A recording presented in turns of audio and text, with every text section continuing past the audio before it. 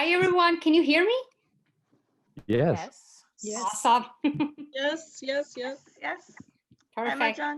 Hello. It's so nice to see everyone here. Hopefully, you're all wearing your PJ pants and no masks. So that's privilege in these days. Okay. So it's a lovely sunny Thursday here in Guelph, Ontario. I don't know where everybody is at, but hopefully everybody is having a great day. So my wonderful coworker Paul is here. He never leaves me alone. So thank you so much, Paul, for doing this again. It's my pleasure. Thank you for doing the presentation today. Thank you. Absolutely.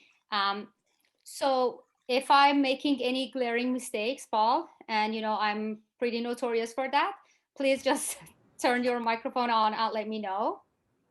And also for questions, if there are questions in the chat box, I might not be able to answer all of them.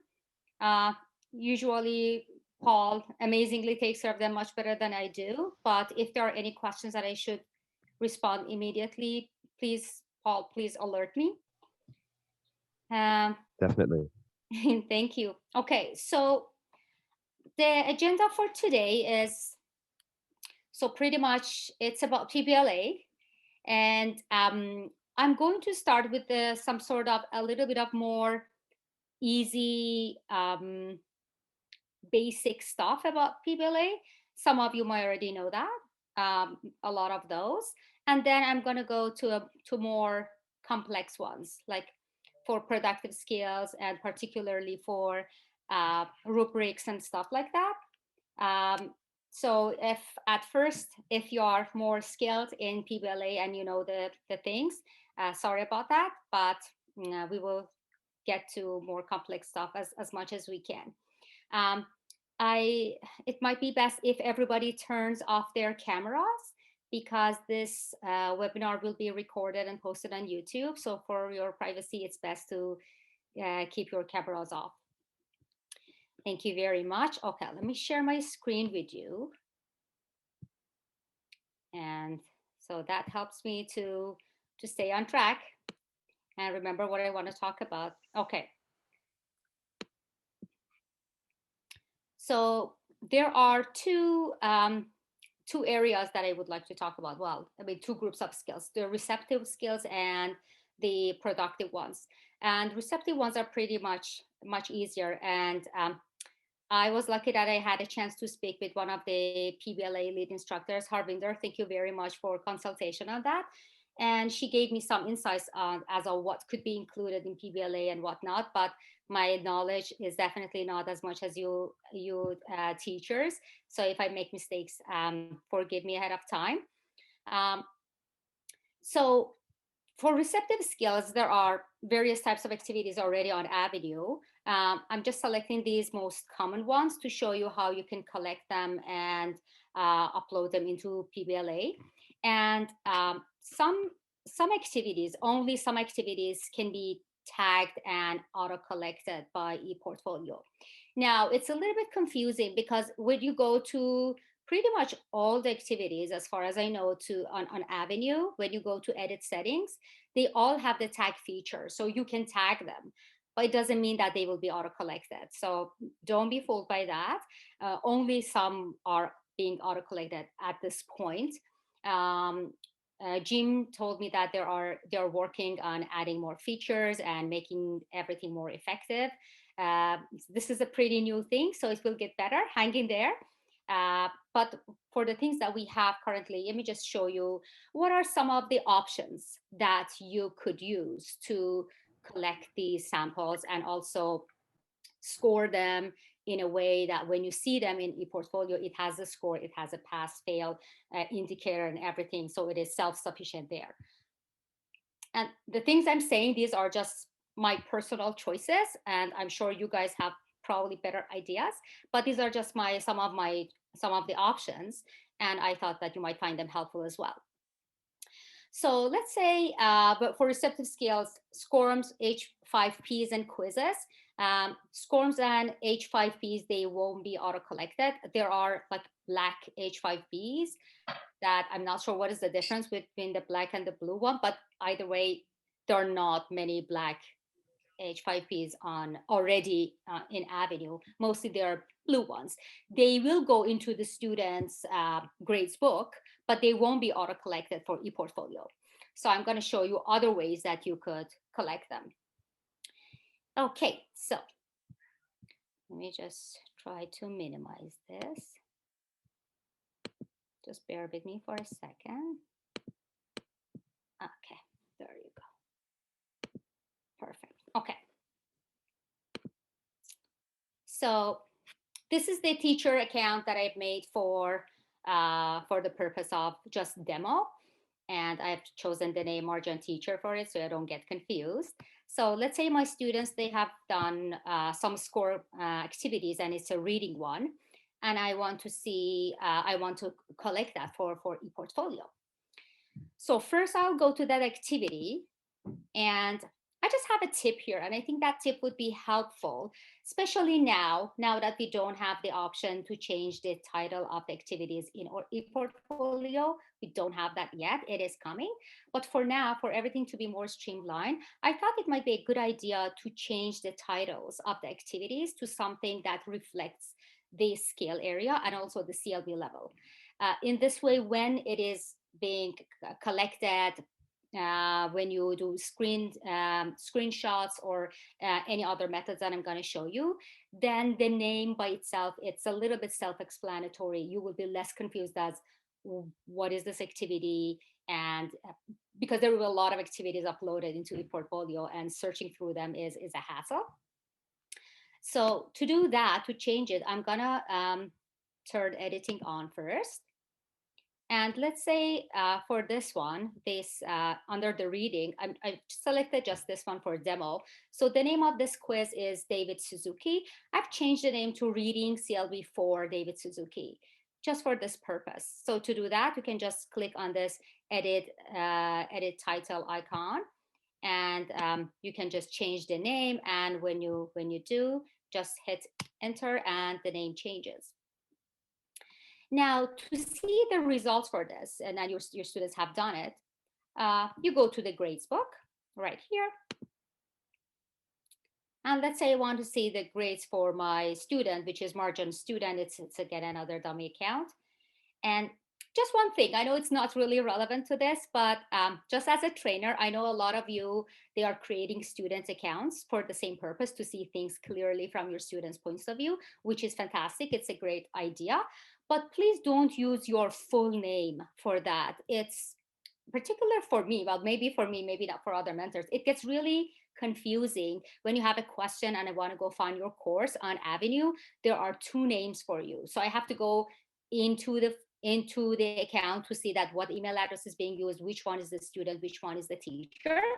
When you're creating a fake student account, choose a name that is not exactly like your real name. Like I've chosen student, Marjan student, or anything else. Okay, we digress.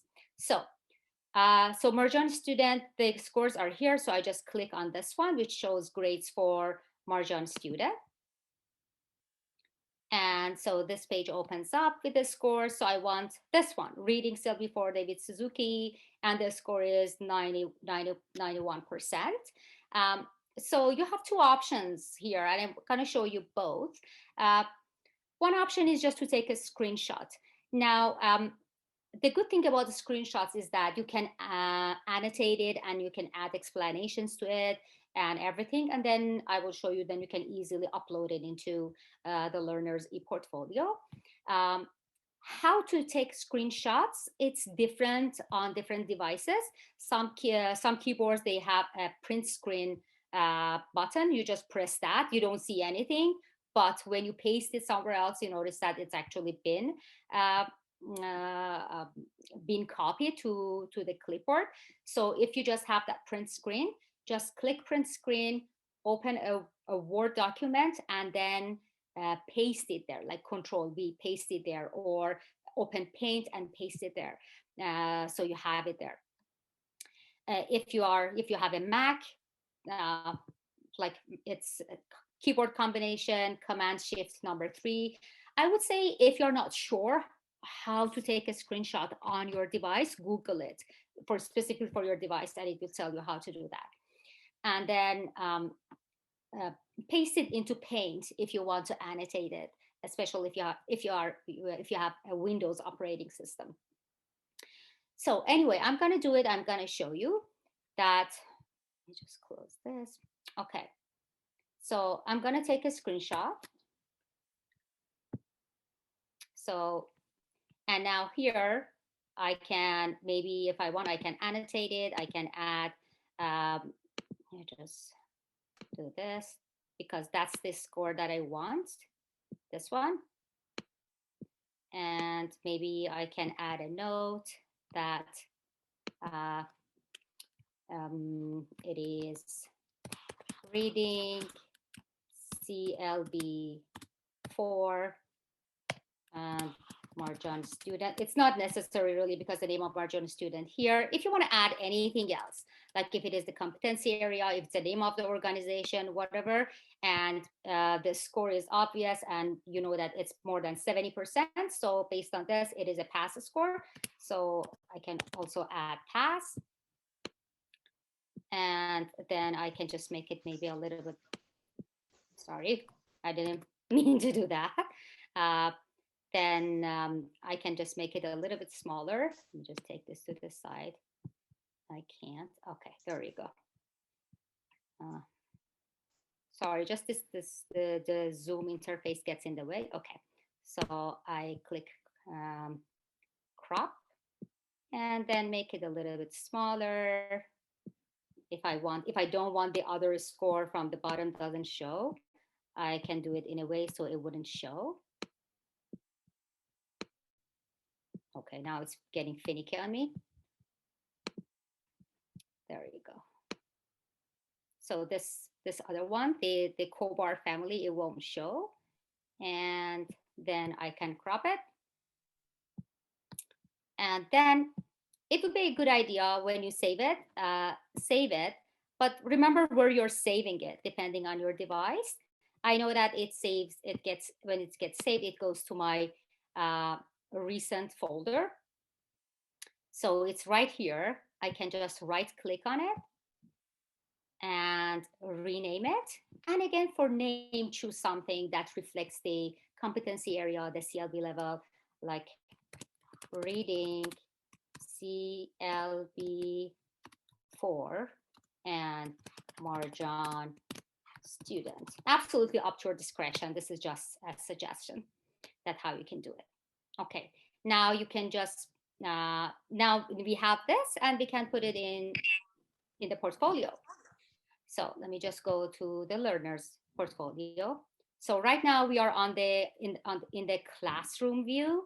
So if you look on top, it says avenue.ca classroom. And to get to the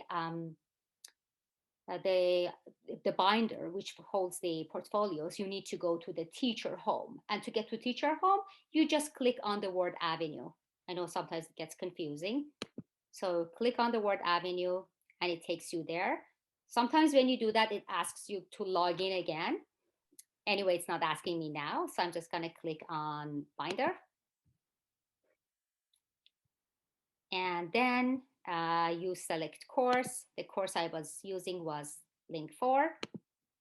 And the skill area, well, the student was Marjan student. And the skill area is reading. And then you click on this one, which says upload new item. So I click on that. And one more time here, you need to choose both the course, which was link 4, and the skill, just these two, which was reading. And then you choose file.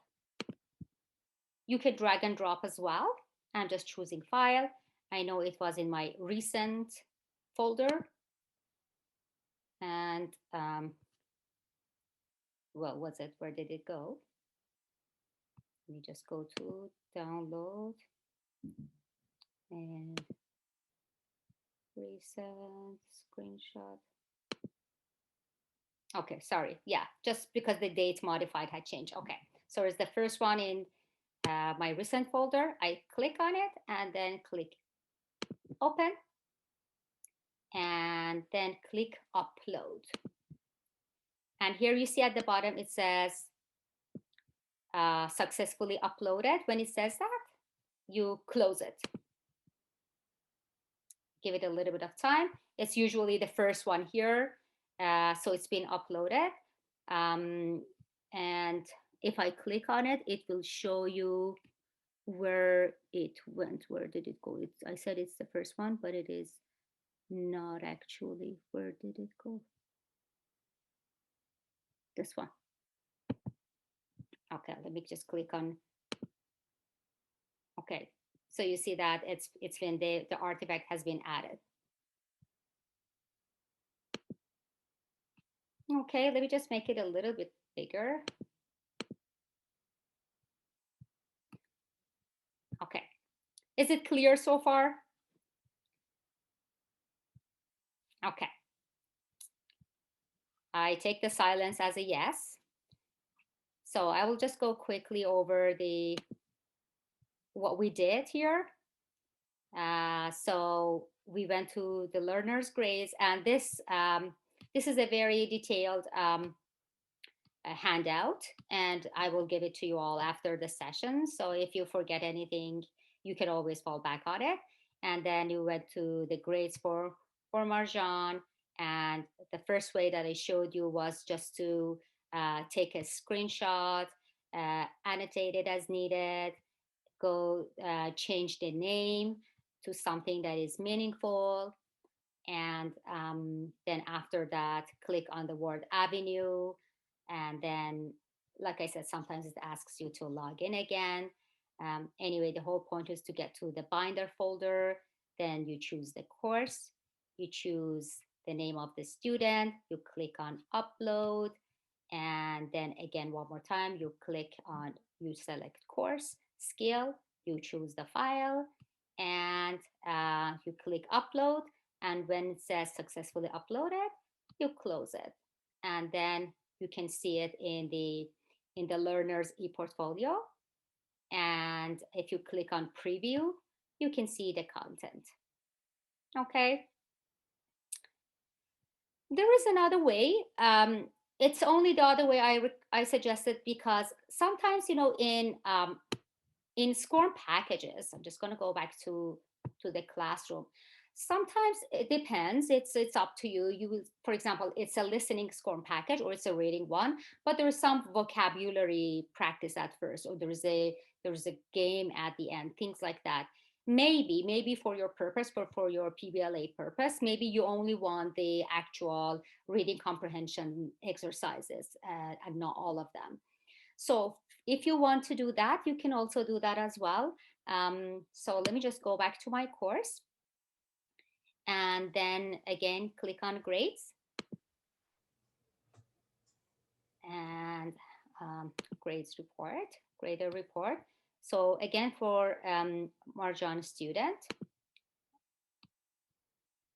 So this time, because I want to see a more detailed version of this SCORM package, I click on the SCORM package itself in the grades book. And once I do that, look for the students you want to score and use the artifact for. And there is, under the word attempt, you will see the number of the attempts. There's a number. Click on that number. And when you click that, it expands. It shows you the details, the breakdown of the scores you can see on each part. So, for example, if you know that you only want exercise 3, 4, 5, then you would know that okay, the exercises on the score is 100, 56, 90, and it's up to you if you want to just round it up and see if it's higher than 70% accepted as a pass. Or differently, I think it would, if you round it up, it would be acceptable as a pass if it's more than 70%. So you can either, again, take a screenshot, maybe annotate it that only these 3 parts are what you want, and add a note that it's 70% or 72%, and the score is pass. I want to show you a different way also. If you don't want to annotate it, and if you want to just have a clean version, there is another way you can do this. And it's by printing it, but printing it to file. And I will tell you the keyboard combination for it, because sometimes the print function doesn't work. So the keyboard combination is Control P. I really like all these keyboard combinations. It saves you from a lot of clicking here and there. See what happened to me. So Control P. Let me do that. So, well, on Mac it is Command P, but same thing. So when I click on Control P, let me just put this on the side. Usually in the destination, usually you see the printer. If it is connected to a printer, it shows that. But you need to change it and change it to save as PDF. It's one of the options, depending on where you're working. There could be a lot of printers, but there is always a save as PDF option as well. You click on that, and then you click Save. And it shows you where you want to save it. Save it somewhere you remember, like I choose the download folder. And for the name, again, choose a name you would like to. Like I like to choose, I don't want these parts, like just reading CLB4. Instead of David Suzuki, I want the name of the student, Marjan student, and I click Save.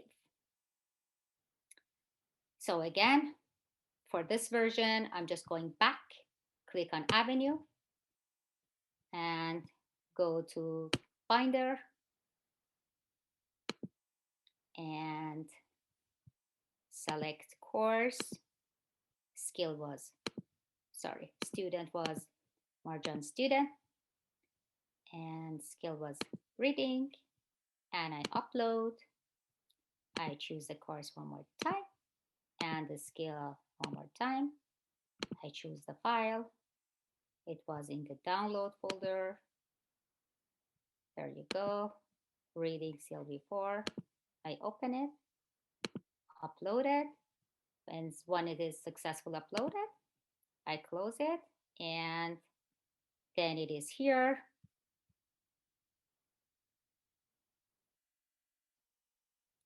It used to be really more organized. I don't know why it's not showing me in that clear way. Let me just do this and try to find it. Link 4, it should be reading, this one. So that's a good thing about when you ask you to change the name. See, it gets really messy here. So at least before we have the functions to have folders, subfolders, things like that, it says here that reading CLB4 Marjan student. So it's the sample. And when I click on the preview option, you see then the name of the course, the name of the student here, and the breakdown. Oh, sorry. I don't know what happened. Anyway, so yes, sorry, I think I just clicked on something else by mistake. So it shows all the breakdowns of that score. Let me just go back to it just very quickly. So in the second method, I'm just showing you the handout. You click on the attempt, the number of the attempt, and then that's where you can get this, and you can either take a screenshot, or you can save as PDF, and either way, upload it into the ePortfolio and give it a name that it means something for you. You can find it more easily. And then if it's there, if you click on the view, you can easily see it. Okay, so far so good. Looks great, Marjan. Thank you very much for this. Awesome. A question just came in though that's related to what you were just showing. Eddie is wondering what you suggest adding to the learner's self-assessment form in the artifact. I guess they're wondering. Sorry, Paul. Can you repeat? What was the question again? Yeah, I'm sorry. I'm just reading it now. I'm not really sure myself. What do you suggest Do, adding learners?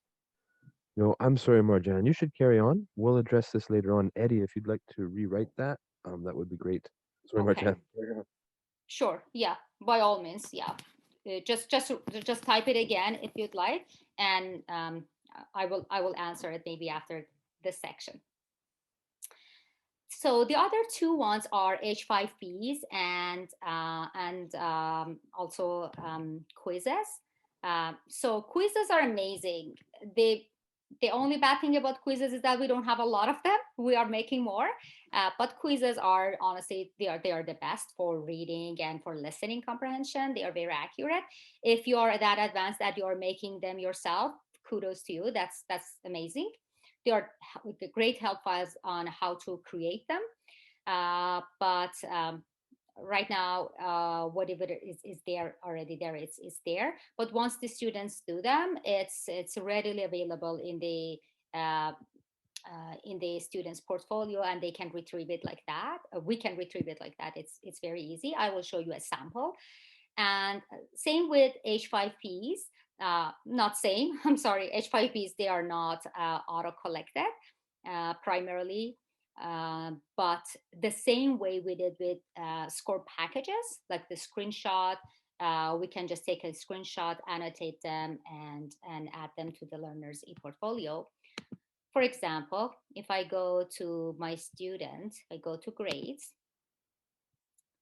not for link 4, sorry, just go back to my dashboard, and I go to my PBLA modules because my student has done some activities here. I click on grades, and for my student, Marjan student, I click on view grades.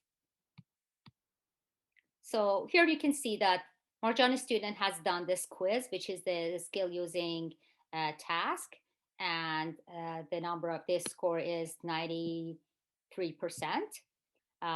So this has been auto collected into ePortfolio. I will show you, but this one, the H5P one, it has not been. So for the second one, you can do what we did with the score, like take a screenshot uh, or print to PDF. But for this one, let me show you when you have a quiz, especially a quiz that is well made. It's very effective and easy to retrieve in the learner's ePortfolio. So let me just go back to the learner's ePortfolio and go to the binder. And this one, select the student, Marjan student, and this one is probably what was a listening, I guess. There you go. So if I click on the, the view option, you can see it has everything like the logo and the name and the date, and the score of the student, and with all the details of what happened in that assignment. So yeah, so quizzes get auto collected easily, but with H5Ps, do the other method that we just used. Okay.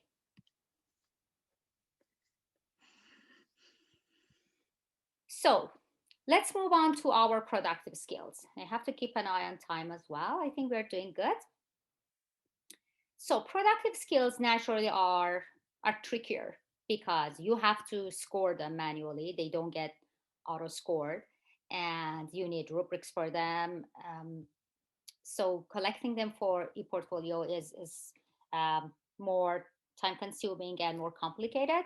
And I got a lot of questions and requests about that. So I'm going to go over them. And like I said, for SCORMs as well, the methods I'm talking about, they are the things that I've used and worked for me. And I thought to share them with you.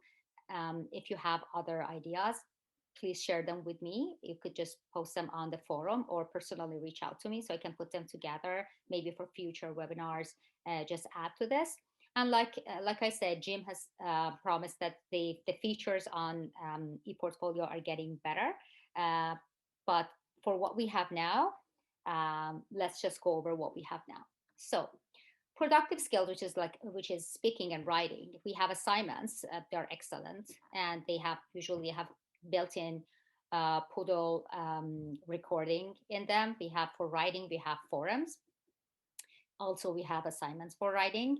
And also the other options I wanted to talk about are for speaking samples are Zoom recordings and WhatsApp recordings.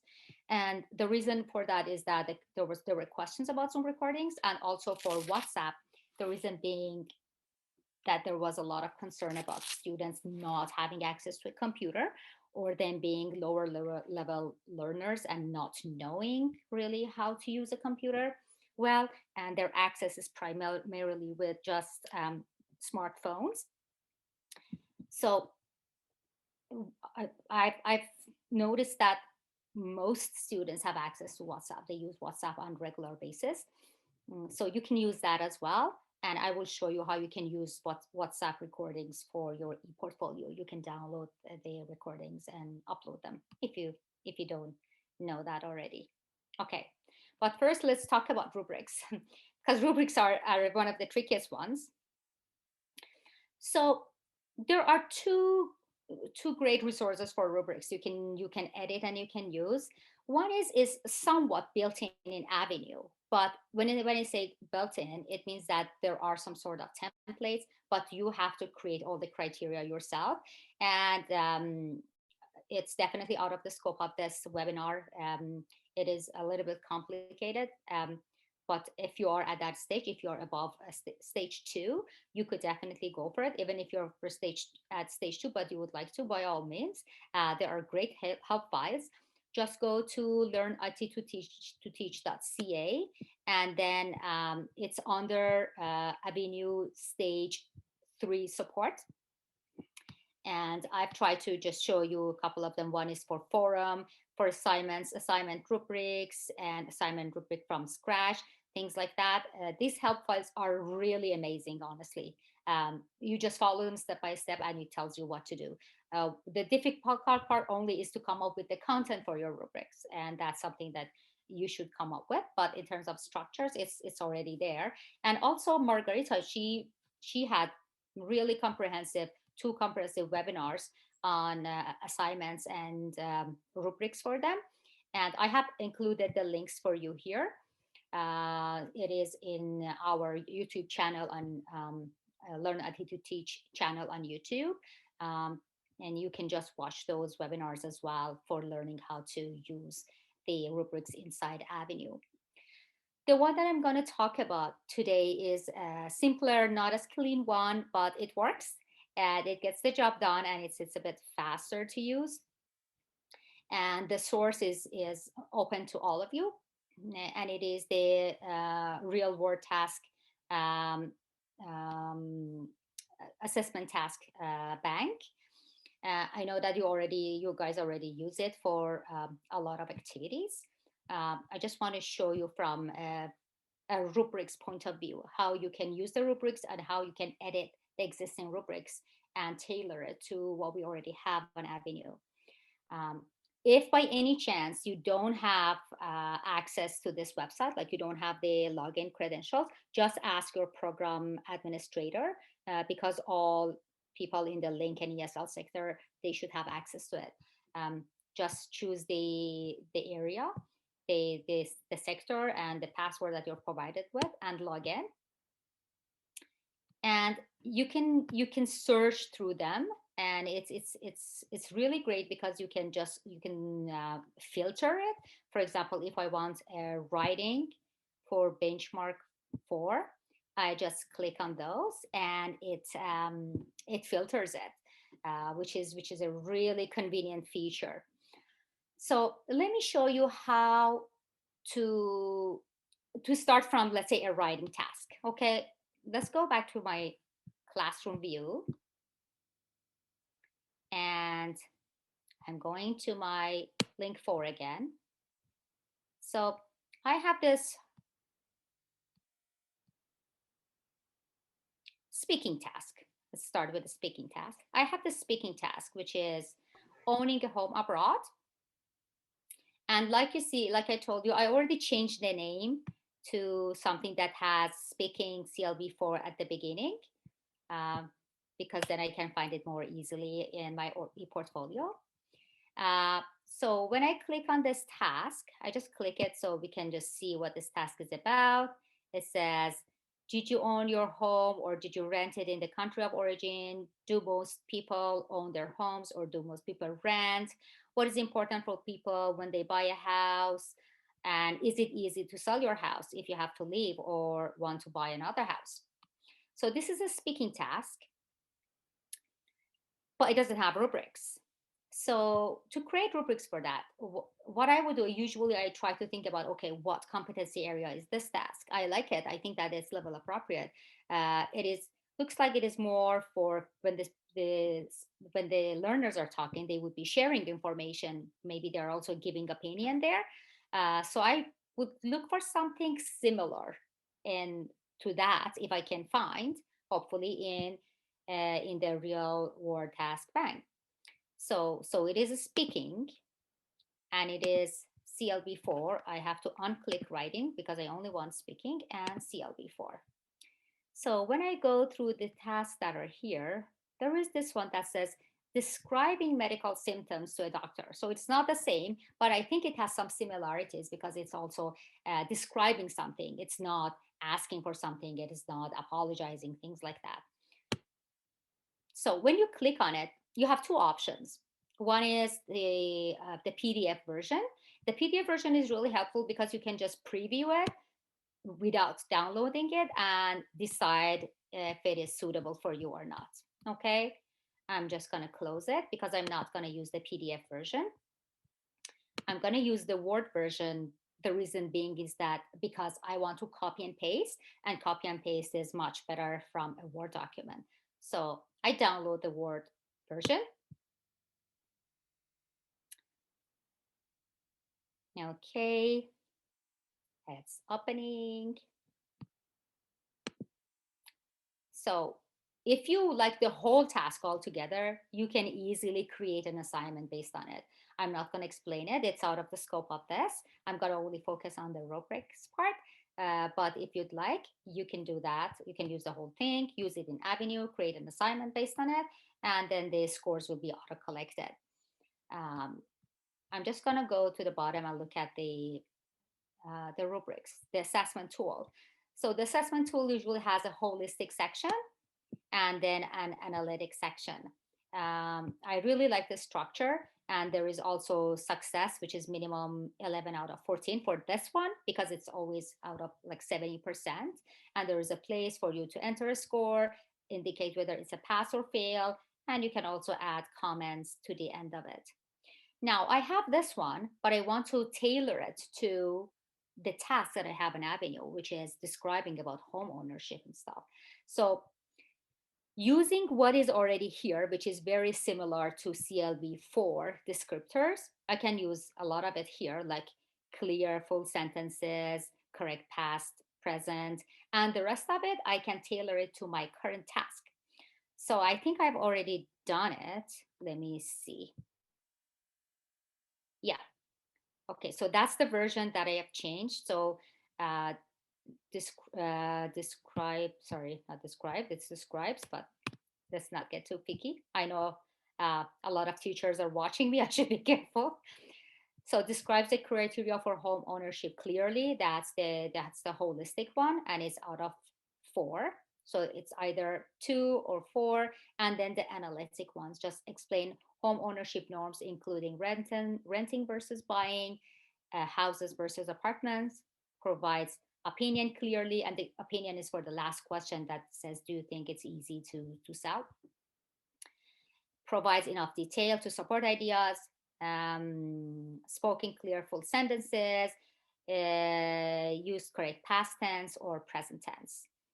So now I have this and I can use it for, so some of these descriptors, I use the CLB document for that, and some of it from the source, the real world assessment task bank. Now that you have it, you can just select it and Control V. I always go with keyword combinations because you can also right click, but sometimes with some features, when you right click, the whole thing just disappears for some reason. Like if I want to do that, see it just, it's a marking, um, just goes away. So anyway, I'll do it again. I mark it, I select it, and then I do Control V. Sorry, Control C. And then I go back to my Avenue course, this speaking test. Okay, so to add this, and this what I'm saying is my choice. You don't have to do it. Like what you copied now from that source that you created, the rubrics you created, you can just save it as a Word document somewhere, and every time you're scoring it, use it. Okay, I'm using it this way so everything is in one place. The task and the rubrics are all in one place. And for me as a teacher to score it, it will be easier. And also the students will get to see the rubrics I'm using to score them. So, hence the this the thing that I'm suggesting, recommending. So for the task, you click Edit Settings. Okay, now in the task description, first there's the task description. Just go down until you are done. And when the task description is done, then paste the assessment tool. You see it's already there on just because before we talked, I was practicing around and I added it, but it wasn't. Let me just delete it so you see that how it was to begin with. So when I started before this, it looked like this. So I just go a couple of lines down and I do Control V. So I copied Control C, pasted Control V, and now my assessment tool is here. Okay. And then make sure, don't forget, make sure it is tagged because you want to auto-collect it. So I've already tagged it with ePortfolio and speaking. Always have two, one for ePortfolio and the one for the skill. Let me just do that from scratch, just in case you are new to this. So when you click on tags, click on drop-down menu, and sometimes it gets finicky like this. You see, it doesn't let me go really low sometimes. You can just type E and the ePortfolio one will show up. You select it, and then you delete this E, and the second one is speaking, and then you click on speaking, and again you delete this SP, and then you save and return to course. Okay, let's see how it looks like. So I'm just going back to my speaking task, and now, well, let's hope that the students have done it and we want to mark it. So you go to the same task. You don't, well, it would be best to go to the task itself for an assignment, not to the grades. You click on the assignment. And here you see the task description and the rubrics. Okay, so before you click view all submissions, before you do that, make sure you copy the assessment tool here, the rubrics. Okay, so just select it like this. Okay, and then do Control C. Don't forget the step, okay? So copy it. Only after you copied it, go to view all submissions. And it was Marjan student, and you see that Marjan has done this activity. You see there's a grade here. Ignore it for now because I've already graded it, but I'm just showing you how to do it. So you click on grade, and the assignment page opens up. And here you see the student recording sample is here. You can play it and listen to it. Now, what you copied, the rubric you copied, in the feedback comment section here, you see I pasted it. So you do that. So you just click on it and you do Control V, and the rubric gets pasted here. And when you do that, you start scoring it. So you listen to it. Now everything is in one place, right? the sample for the recording is here. Yeah, something like that, right? Yeah, it's just a testing that I've done. And then here you have the rubrics. And for example, I can say, yeah, describe the criteria, 4 out of 4, this one, for this one 2, for this one 2, for this one 1. So you can just type here easily any score that you want. Say that, oh no, maybe this one is 1 2, whatever that you decide. And then by the end you decide what is the final score. The final score is 12, and you already have success criteria, which is 11 out of 14. So it is a yes. I just put an X next to it to make sure that it's an X. And then you just save it. And once you save it, because it's already been tagged, it will directly go to the learner's ePortfolio. We want to check it. So I'll just go back to my course by this link. And click Avenue to go to Binder. Click Binder, and then courses for student is Marjan student, skill is speaking, and well, it's the owning home abroad. This one, the newer one, I just click on view so you can see it. So like you can see the name of the student, the date, the skill area, the your notes, final score, whether it's pass fail, everything is here. A sample of the actual speaking of the student should be also here. It's this one. Yes, MP3. It's this one as well, but there is no preview because it's an audio. If you want to listen to it in the learner's ePortfolio, you need to download it here, but it's there. Okay, so let me just quickly review what we covered here. So we use the real world assessment task bank as a source for rubric. You saw that we could easily filter them. So I filtered and I picked an area that I thought was the closest to what I was going to use on Avenue. And then I downloaded the Word version of it. And then, like I said, you can do the whole task if you'd like. You can create an assignment from scratch with everything. But I wanted just to use this template and some of the content of this template for my for the activity that I already had on Avenue. And I chose this one that I showed you, owning a home abroad. And I edited the rubric that we picked from that other source, and I changed it using my teaching skills, the CLB document, and the task descriptors, everything.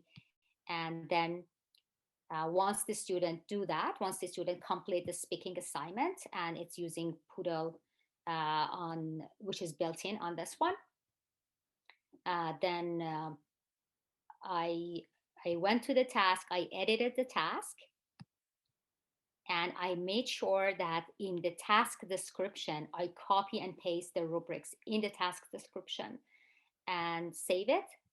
So, and also I don't forget to tag the task. And once I do it, I just click on the task itself, which is owning a home abroad. And when the task description opens up, you will see the task description itself and also the assessment rubrics that I copied and pasted it. Here again, you copy the whole thing. You copy it, then you click on view all submissions, and you find the student, you click on grade, and you paste the rubric into the feedback section of this assignment, and assign scores, assign a pass score, decide if it's a pass or fail, and save changes. So like I said, the reason why I did that is because then everything will be in the same place. Like I said, you can, if you wish, you can just keep your um, rubrics in Word documents elsewhere, and every time go there and score based on that. Just for me, it is more convenient because I can have everything in one place, and also my students get to see the rubrics, just have an idea. But if you think it might be confusing to your learners, it's absolutely your choice. You don't have to copy and paste it. You can just keep it somewhere else. Okay. Any questions so far? Or are we good? Yes, I have a quick question about the Absolutely. score. When you were cutting and pasting the rubric, you had a score there, 93% or something.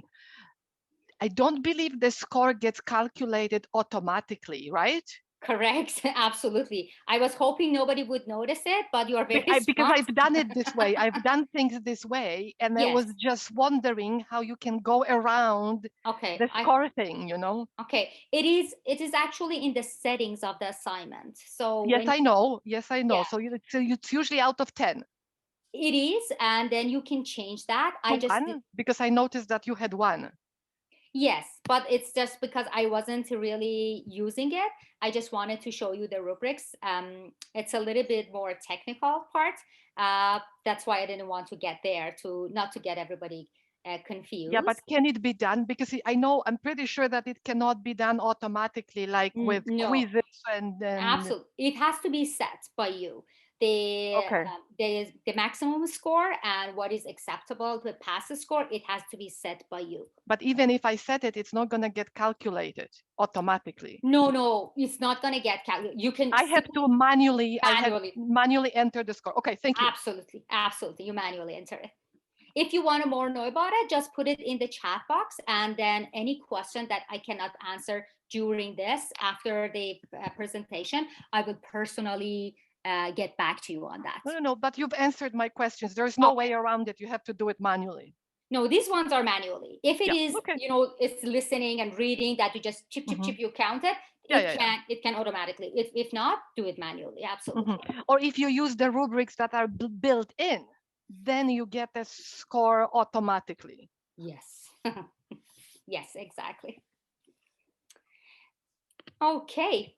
So now I wanted to show you a couple alternatives for collecting speaking samples.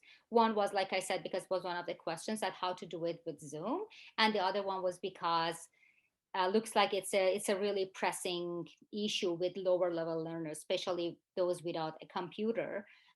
So this question had come up many times before for lower levels, and that's why I came up. Well, I didn't come up. It just occurred to me that you could use WhatsApp, because I saw that when I work at the assessment center, even the literacy clients, they use WhatsApp on their smartphones. So you could use that at least for this. I don't know for what else, but at least you can use it for this. So let's say let's first show you how to do it on Zoom very quickly. Most of you probably are familiar with it. But when you do it on Zoom, and I cannot demo it because I am using Zoom, and Zoom doesn't like demoing and using it at the same time. So number one, the good thing about Zoom is that you could do pair work and you could do group work. So if it's an activity that you requires more than one student, Zoom would be a fantastic option. Actually, before this question, I never thought about it, but it's a very good option. It's like PBB as well, but also Zoom is very versatile. Um, so what you do, the first step, make sure their cameras are off and also yours is off. I read it in one of the comments, and you guys know better that it's being encouraged to use camera, and I think it's really true. It's just for when you are collecting them for e-portfolio purposes. I don't know. It's just a thought that maybe people aren't comfortable with their videos being recorded. So if you think that's the best way, just turn your camera off and have them turn their cameras off. It's like I said, it's your choice. So here is, you just turn your camera off and then open the task you want. This task could be on Avenue, it could be on real world assessment task bank, or it's a task you have written yourself. Just open it up and share your screen with your students so they can see the task. You can give them time to prepare for it, whatever you need to do. And when they are ready, just click on record and record to cloud. This option, you click on that. So it gets recorded. And you will see the recording only when the session is over. When you leave the meeting, it will come into the to your Zoom application. You can download it, and once you download it, you can upload it into ePortfolio.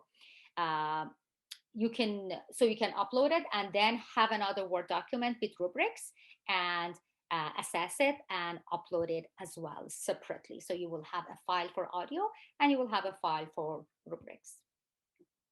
So this is for Zoom.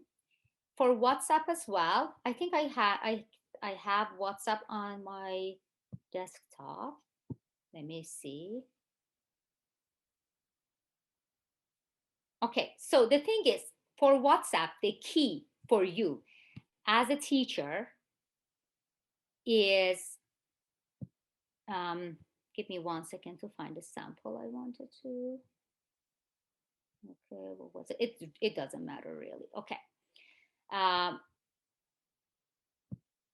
The key is, let me find the one that I wanted, had some audios in it. Let me,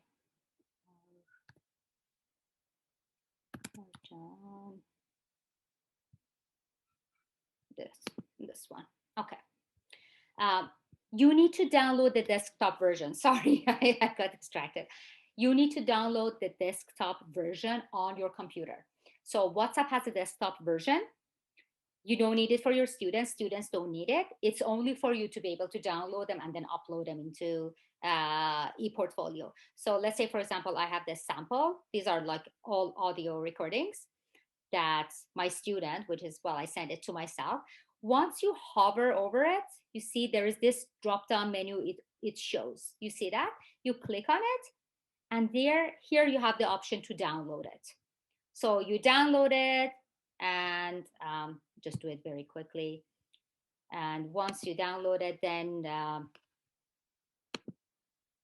you give it a name. So it's going to the download folder. Change the name, for example, Speaking CLB for Marjan student, something like that. And then you can save this audio. It went into download folder. And in the same way I showed you for other files, you can upload it, just like for the Zoom recordings. Upload it. And for scoring, you need to use a separate file, a Word document with your rubrics, score it, and upload it as well. Any questions so far?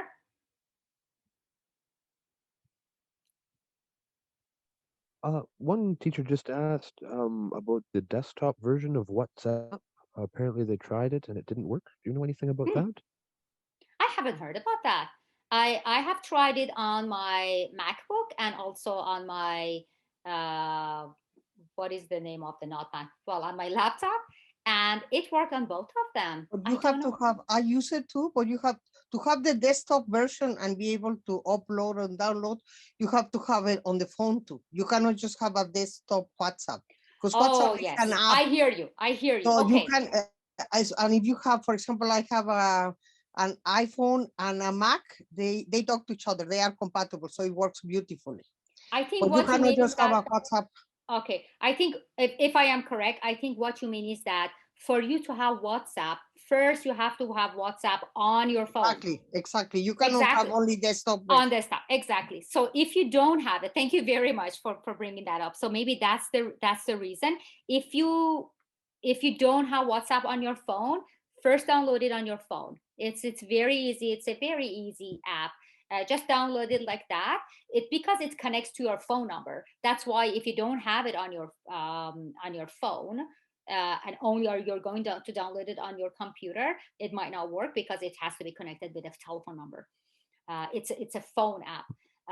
Once you do that, then you can download the desktop version and you can use it for downloading. For the rest of it, you don't need to download the desktop version at all for nothing. You only need it for downloading the samples the students send you. They could be even videos. They might record themselves, video recording, if that's something you do, of their speaking sample. It could be a pair activity, two of them are doing, I don't know, because you can do group call as well on WhatsApp. There are a lot of features on WhatsApp. I don't want to get there in a lot of details, but the desktop version allows you to download them and then upload them to Portfolio.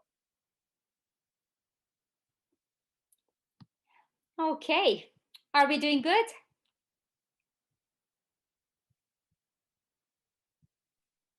This is great. Thank you, Marjan. Awesome. Thank you very much, Paul. Okay, now I got a lot of questions about writing artifacts, and because the idea is that there is not a lot for writing. So let's talk about writing a little bit now that we learned about the rubrics. Forums are a very common type for writing. They could be used effectively, and I'm going to show you how to use the rubrics in forums as well. And assignments, of course. Assignments are great. I haven't seen a lot of assignments for writing on Avenue. Maybe it's more the modules I work with, but you could really easily change a writing as a speaking assignment to a writing one. And I'm going to show you one of them. But let's start with forum. So let's just go to a forum activity that we want to use as an artifact. We think it's a good one and we want to use it as an artifact. So I'm going to the writing section. And here I have a forum that's called relocation discussion. As you can see, I have changed the name already to writing CLB4 relocating discussion. Let's see what the forum is about.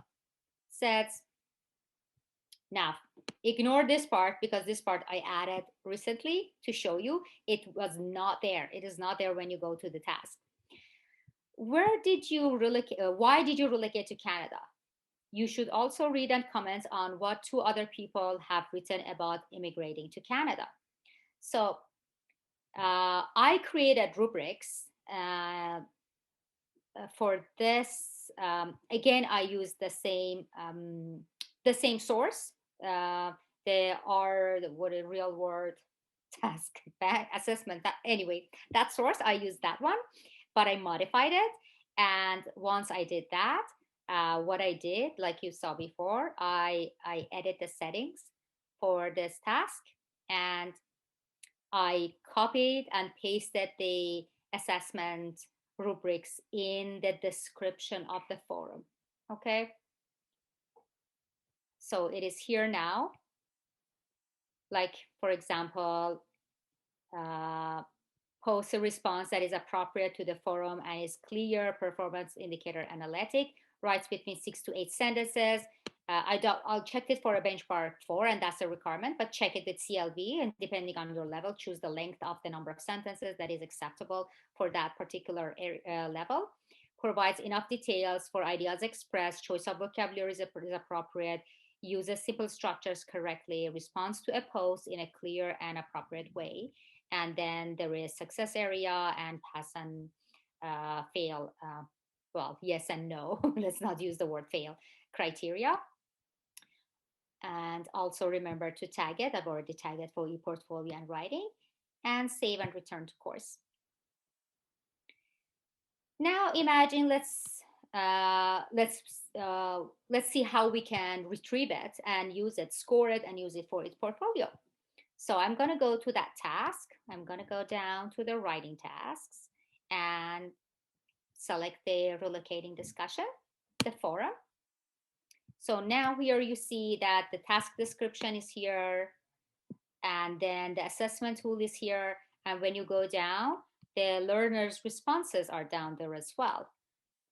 So before I started scoring, remember select the assessment rubric, all of it, and Control C, copy it. Okay, now let's say I want to score this one, like coming to Canada. Okay, so and that's the response of the students. I came to Canada to have a better life for myself and my daughter. Canada is an amazing country and I feel very lucky to live here. To score it, the way I'm just suggesting is to click reply, okay? But don't paste the rubrics here. The reason is that it's a very simple HTML type of place and everything gets mismatched. So first click reply, then click on advanced here at the bottom, okay? So I'm click on advanced. And once I do that, then here in the message body of the message, I Control V and paste the rubric. And if you look up, you have the sample of the response, and now you have the rubric. Don't save anything. First, you need to score it actually, and then save it because it gets posted right away. And so let's say it's clear, yes, and 6 to 8 sentences. It's less than 6 for sure. Enough details. Not enough, but yes, vocabulary is good. The structure is correct. And imagine the person also responded to another post. So altogether, the score is 12. And it's a pass. So I say yes. Now, a very important thing here is that there is this option, reply privately. Make sure to click that, because if you don't, everybody will see the learner's score and you don't want that, okay? So click reply privately. And once you do that, click post to forum.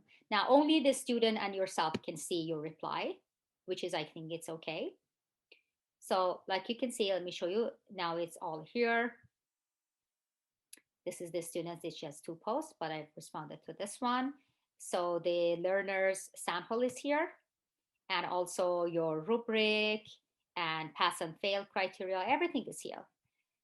Here you can either take a screenshot. It might not fit for a screenshot. So in this way, it might be best to use print, save to PDF as a print function. So Control P, and just save it as PDF like I showed you. And you can see in the preview that everything would be here.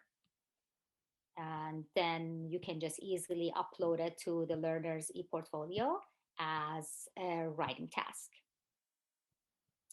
Let me just go over the handout just to make sure we covered everything. So yes, we changed the name of the forum activity. We edited settings.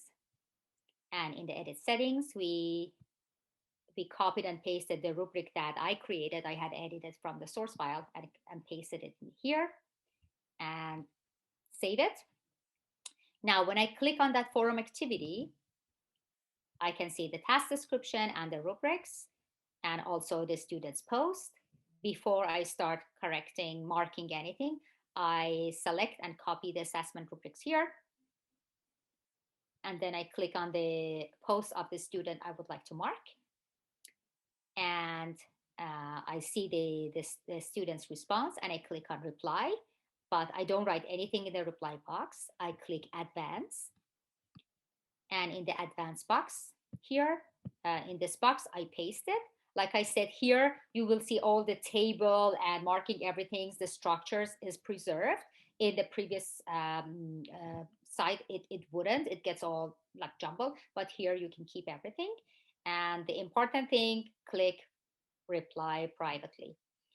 And before you save it, make sure you enter the scores, you enter the final score, and then pass and fail criteria, everything. If you'd like to add some comments for the student, that please pay attention to grammar or spelling, whatever. If you're using it also, well, you're pretty much always are using it also for teaching purposes, not only assessment. You can do that as well. And then you just save it, and you can do a screenshot, or you can just print it as a PDF document and add it to your learner's e-portfolio. Everything is here in these handouts for you. So if you forget, you can always find it. Are we good? I just want to show you an assignment as well. This is fantastic. Perfect. So many great comments. People are really appreciating great. this. Oh, I'm so happy to hear that. Perfect. Okay. So this is about forum. Now I also want to show you the assignments. And like I said, because there are not a lot of assignments,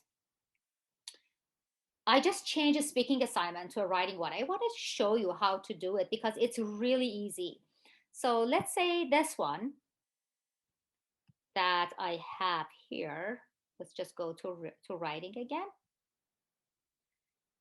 So making a difference. So this making a difference was originally a speaking one. You can keep it and duplicate it and use the duplicated version as a writing, or you can just completely change it to a writing. It's up to you, but that's what I did.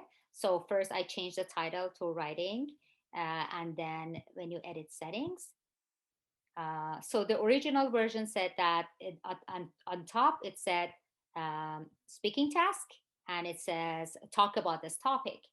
So I changed it and I say write about it, tweaked it a little bit to make it suitable for a writing task. And I said there is this opinion that one person can make a difference, and it makes the world a better place. What do you think about the statement? Also mention 3 things that you could do to help the environment. Now I created, for this one, I also created rubrics. I selected, maybe I have it here. Let me see if I can retrieve it to show you. Which one was that? Yeah, this one. So it's actually in the original version from the Word Real World Assessment Task Bank. It was about writing a note or writing an email, and I thought that okay, the ideas are similar. It's about sharing information, also expressing opinions. So it is similar, the task. So I took that and I changed the wordings to make it appropriate for my task. So the holistic criteria is good message, good note, message conveyed clearly, and then express agreement and disagreement, because that's what it says. Do you agree with the statement or not? Provide support for ideas, mentions 3 things to help the environment clearly, uses clear discourse, simple structures are correct. So these are all from the CLB document, because at the stage for benchmark 4, we're looking for connected discourse, simple structure, just simple, everyday appropriate vocabulary for this task. Vocabulary is suitable for this task. Write 6 to 8 sentences, and spelling, punctuation, capitalization is satisfactory. Now that I've made it, I'll just copy it. So I mark it, I Control C, and go back to the task. And here at the end of writing task, I just go a couple of lines down, and I Control V and paste it. So like you see, I've already pasted it. Sorry, a little bit of space. And also remember when you go down, because I changed it from a speaking task. But no, don't leave. Sorry. I changed it from the speaking task to a writing one. So it used to be online. This one was selected, the online portal. I deselected it and I chose online text. There is file submissions as well. My personal preference is that I don't use file submissions, because a lot of students are either lower level learners or they don't have a computer, and file submissions are tricky. They can do that on the phone, but online text is so versatile and easy to use. So I choose only online text. It makes the response area smaller as well. It's easy to view on the screen. So it's my personal choice. And then I go down and I make sure it's tagged. So you can see I've tagged it. It's e-portfolio. It used to be speaking. I change it to writing because it's a writing task now, and save and return to course. So now if my students have attempted this task and we want to score it, just like we did for the speaking task. Let's just go and find it. I click on it. And so that's what the students would see. They would see the writing task itself, and they will see the assessment criteria. But before you click view all submissions, remember to select the assessment criteria, the rubrics, and Control C it. And view all submissions, click on that. And let's say I want to do it for Marjan student. I click on grade. So remember for the speaking one, we had the speaking sample here. Now it's a writing, so we have the writing sample here. And again, in the feedback comments, you Control V the feedback, the rubrics in the feedback box right here, like you see. So you have the sample here, you can read it, and based on that, choose what score you want to give it, and then you tally up the score you gave to this student, and then you say, okay, altogether this person she did great. Marjan is a great student, so 19 out of 20, and it's a pass. So in answer to your question, I'm sorry I didn't catch your name, but if you'd like, you can enter grade here manually, but it's really not necessary. It depends for your purpose, depends on your purpose. I don't want to go there, but you can have the grade here or not have it. But anyway, it will be manually, if anything. And that's it. The rest of it, we don't need it. And you save change. Okay. So to see that, I'll just go back to my course because it's auto collected, right? And I go click on Avenue to go to Binder. I click on Binder. Hurry. And I select the course. And the student is Marjan student. And I choose writing. And here it is, making a difference. So if I click on the view option, you see the score, what is it? The pass and fail, everything. And I think the student performance is on a different one. Unfortunately, they are not on the same page when they get uploaded, but I think based on what I heard from Jim, I think they're working on this feature. So everything would be on the same page soon. But anyway, you have both of them here and they got auto collected. Okay. So yeah, I don't want to bore you by repeating over and over what I said, but this is basically, it's also in the handout. I'm just showing you step by step what I did, and also explain how I changed the speaking task to a writing one, changed the name, and how I modified the rubric, copied and pasted it, saved it, and when I also changed the settings to online text from online portal because it's not a speaking task anymore.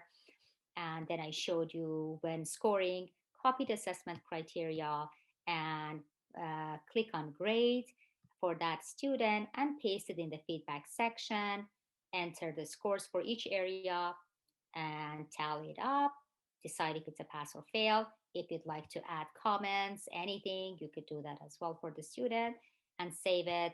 And it will go to the learner's e-portfolio and you can view it and download it if you want to. Okay, so I think there is lots more honestly to cover, but that's the gist of it. It's at least it gets you started on how to start collecting stuff and uploading them to the portfolio. There were some questions were quite technical and I didn't know them, but thank God we have Jim. So Jim answered some of them. Some of them we still don't know, so some of them I'll just go over them quickly. That there were questions about the functionality and can quiz artifacts be delayed and until teachers provide feedback, and it's a yes, and improvements are happening. They're working on improvements, so that's a good thing. And how can I make sure the assignment feedback files are uploaded to portfolios and that's what we just did. Check them manually. If they are not uploaded them manually, but they are doing improvements to it to make sure they are being auto-collected. Can we change the name of the assignments after tagging them into portfolio? This feature is coming. That's really good. So you see that I went to this to the task itself and changed the name before it got auto collected.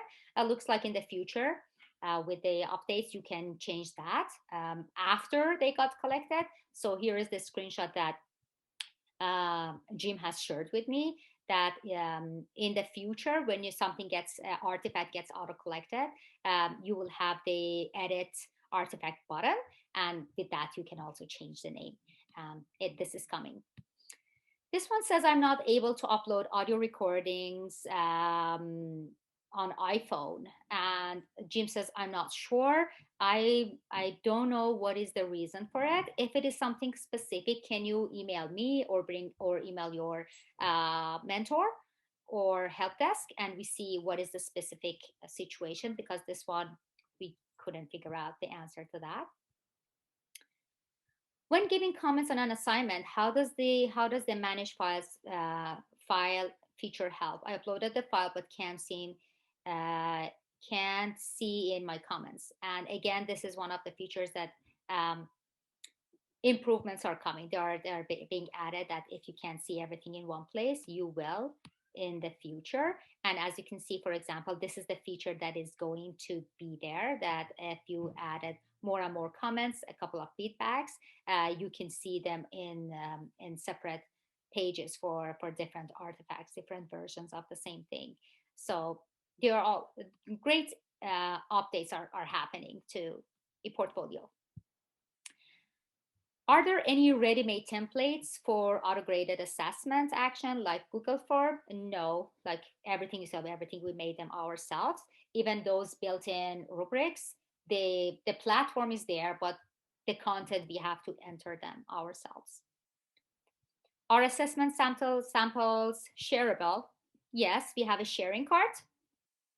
The sharing card feature, if you're not sure what it is, ask your mentor. There are help files on that. And you can easily share from one course to the other one. And you can also back it up and share it with other teachers, the content that you want to share with other teachers. And if yes, is there any gatekeeping function? And Jim says no, because it's not a repository and teachers can freely share within the requirements of their SPOs as well. Can we be sure that the samples resources are valid, consistent, reliable? The short answer is no. The long answer is hopefully. We cannot sure, but because this is what we share with each other, and this is what we do best. Tutela is better, more structured for what if you want to make sure that they are all stable, reliable, consistent. But what we have is what we have. How to involve and motivate the students in the eBinder? And it's actually a very good question, and Jim also observed the same thing. Maybe make it mandatory, maybe put some incentives away for it, like a mark or something for the people who are active in their eBinder. But I gather technology is a thing. So far, what I have been doing, I've seen that teachers are doing, they are doing it for the students. But hopefully there will be ways that you can encourage the students to do that themselves as well. And with better features of eBinder, when you have a more strong auto collection feature, then as soon as the students successfully complete a task, it will be auto collected, so you don't have to worry about that. Thank you, Marjan. Tareem has a question right at this moment. They've raised their hand. Would it be okay if they asked? Absolutely. Go ahead, please. Hi, Marjan. Tareem here. As usual, a great workshop and webinar was amazing. All the features were very practical. I was just wondering, Awesome. I've been using the rubrics feature that is in the grading system in the actual assessment. And I saw the same thing, that the feedback or the rubrics goes separate and the assignment goes separate. Are we going to bring that together as well? To be honest, Sahrim, I'm not sure. My understanding, based on the notes I got from Jim, is that it's would be part of the features that's being worked on, so everything come together. But I'm not 100% sure about that. Can you type it in the chat box, because then it gets recorded, and I can find out more about that. I think Shabana also has a question. Thanks, Marjan. My pleasure. Hi, Marjan. Hi. Thank you for the wonderful presentation as always. I really love enjoy your presentations.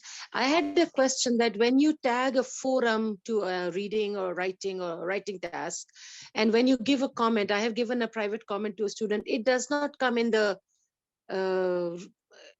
in their e-portfolio. Their only writing is there, but my comments are not there. Is there a way to have my comment over there as well? Well, the way is that the way I showed you. Let me just go back, because yes, that's unfortunately the forum itself, it's auto collected, but your feedback isn't. So if you remember, the way I showed you is to respond privately, reply privately, and just copy paste your rubrics there in your reply privately section. And in that way, after you post it, then print screen it or save it as a PDF, because it won't get auto-collected, not at this point. Okay, thank you. Did I answer your question? Yeah, you did. I got it. Okay, awesome. Thank you. My pleasure. Okay, well, there is one other question I wanted to talk about, and it is about lower level learners, that one of the teachers talked about it, and I can totally understand it. I'm also, apart from being a trainer, I'm also a language assessor, and working from home, I have to assess lower level learners on the computer. So I'm showing them how to use the technology remotely, and they don't speak any English. So I really, really feel your frustrations, because some days I just want to bang my head against the wall. And I ask myself, I'm doing this just with one student, and I'm so exhausted and hungry by the end of one assessment. How are they doing it with, with a group of lower level learners? So it beats me. But I totally understand what you're saying. And they're just asking, the teachers dealing with lower level learners, they're asking for more, any ideas, um, anything helps. So it says that the question is, please take some time to focus on literacy learners with digital literacy issues, and they don't have even computers. Like the only thing that came to my mind, one of the things is that, like, using WhatsApp, that's one of the things. But if you guys have any other opinions, please do share, um, because you have unique experiences.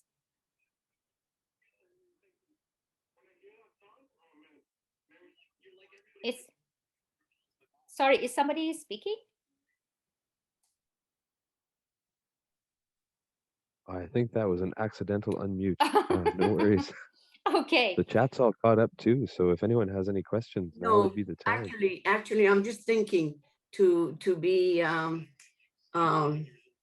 articulate and smart what to ask, because I have pre-literacy people, not only low level. Yeah. And I'm only at level 2, and I'm feeling like the students.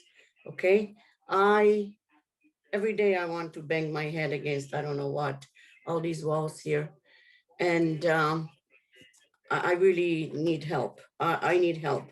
So it wasn't accidental, but I just don't know how to put it in words, because I'm now on their level, so I'm lost for English. Sometimes my grandchildren tell me, Babcha, grandma, you speak like an immigrant. I said, yeah, I do.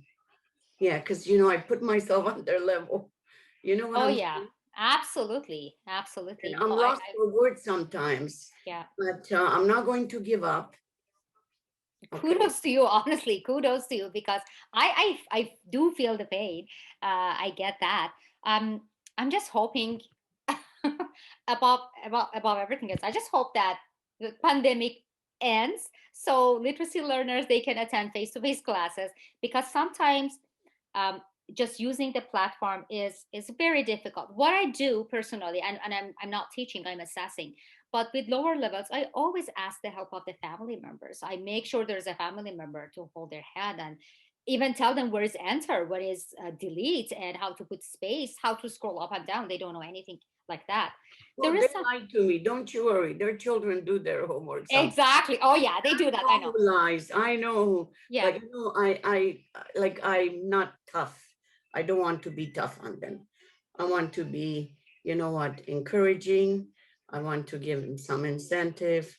Absolutely. Encouragement is not in me. Yeah. It's There's just one more tip, and you guys might already know that, and it's in a very limited sense, but it is with Zoom. So I don't know if you've noticed that the new changes, I think it's pretty new, or new to me. It's with Zoom. So if you can make them share their screen with you, then you can both annotate the screen for them. You can, for example, you want to tell them to click somewhere, you can annotate them and tell them clicks. good idea. We're just starting to do this. Yes. Yeah. And also there is a feature that you can ask their permission to control their screen. So you can send a request. I wouldn't go that far, but what I'm no, because that would maybe scare them. I don't know. Yeah, it does. It does. So you have to be very careful, but yeah, so at least annotate it. We do that sometimes with the assessment, to if they allow us, we take control, because there's a lot of passwords putting in place and here and there, but just small things. But okay, we well, don't, you know what, we don't have too many on Zoom yet. Only the few, and the rest, they're sharing phones. Oh, it's growing pains still. But with the Zoom, I'm learning now how to share rooms, where I just take two of them, maybe. Or so. Well, hang in there, sister. Thank you. Okay, well, thank you very much, everyone. Thank you for your patience. I know it was a very long session. Thank you, Shipra, for for clapping. It was amazing to have this session with you all. And if there are any more questions and comments, please put them in the chat box and I can get back to them later. This session is recorded. It will be uploaded into YouTube, so you guys can have access to it later on. And again, thanks a million, Paul, for all your amazing help. I could never do a workshop without your help. So thank you very much.